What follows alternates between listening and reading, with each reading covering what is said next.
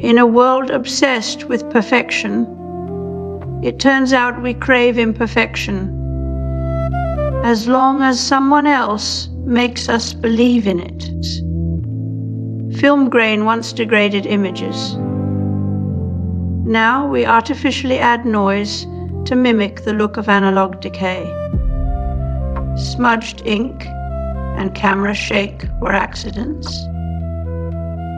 Then they became signatures. Roland Barthes called this punctum, that accidental detail in a photograph that pricks the viewer, making it feel real. The flaw wasn't just tolerated, it was essential. Authenticity, we learned, is not about truth, but traceability. The camera doesn't lie. Or does it? Photography was hailed for capturing the world as it is, but only because we decided to accept its flaws. Neil Postman noted that photographs replaced language in how we understand reality, not just supplementing it. The grainy texture of a war photo, or the accidental blur in a family snapshot, gave them weight. That's what made them believable. They were imperfect enough to feel human. But as we learned to engineer those imperfections, something shifted into an aesthetic category, like a brand. The human touch is now algorithmically enhanced. Just one more setting in Photoshop or Mid-Journey. We no longer ask if something was real. We ask whether it looks human enough to pass as real. The illusion of the flaw isn't just about art anymore. It's about trust. And that brings us closer than ever to a future where truth is another product, manufactured, sold, and consumed with the same hunger for authenticity we used to reserve for our own imperfections.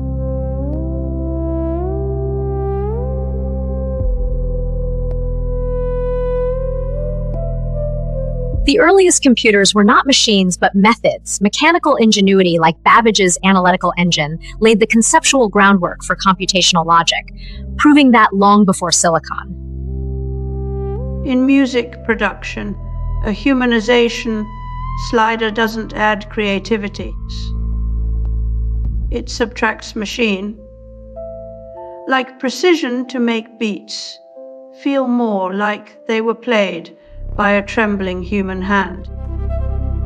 These tools don't capture imperfection as an accident. They engineer it. The same way Instagram filters mimic grainy film or vintage posters replicate hand-painted textures. Authenticity is no longer a mark of effort, but a product specification. If you want something to look authentic, there's now an algorithm for that. Early digital tools weren't just about precision, they had to feel right. The spectrophotometer, for example, wasn't only a tool of measurement, but one of calibration against what humans found natural or pleasing. This idea lingers in every AI handwriting generator and deepfake voice app we use today. Authenticity becomes less about experience and more about meeting an engineered standard. The illusion of effort made accessible to all.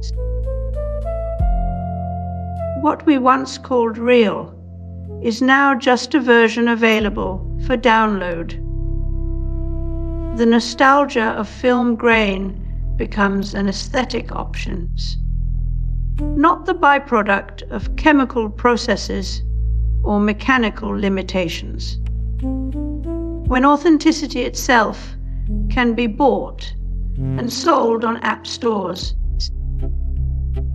trust moves from action to transaction, another layer in the ever thickening arms race between detection systems and forgery techniques.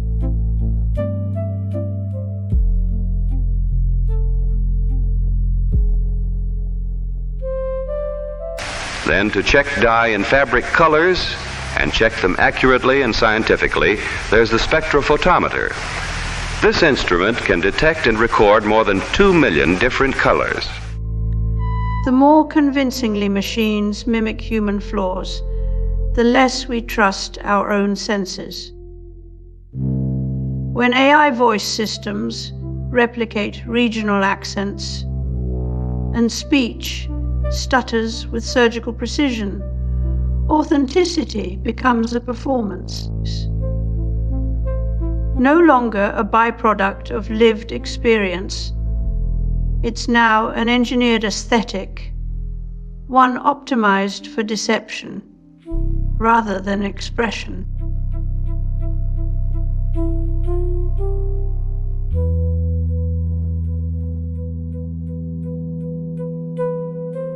Today's AI. Generated videos don't just imitate people, they replicate the pauses, the glances between syllables, the subtle tells of a human presence that we can no longer pass from reality. When you watch an AI deepfake that looks and sounds exactly like your favorite actor, it isn't just convincing, it's disorienting. The performance exists in a space where authenticity is not a quality, but a technical parameter, something to be optimized rather than felt. We used to know authenticity, real dissolves. Roland Barthes once wrote about that has been the aura of history and uniqueness in an object that makes it feel real. But when every image, voice, and performance can be generated from scratch, authenticity as a historical trace becomes meaningless. We're not just faking imperfection anymore. We are inventing new forms of meaning where none existed before. The paradox is this: the more convincing our simulations become, the more we demand proof that something was once real.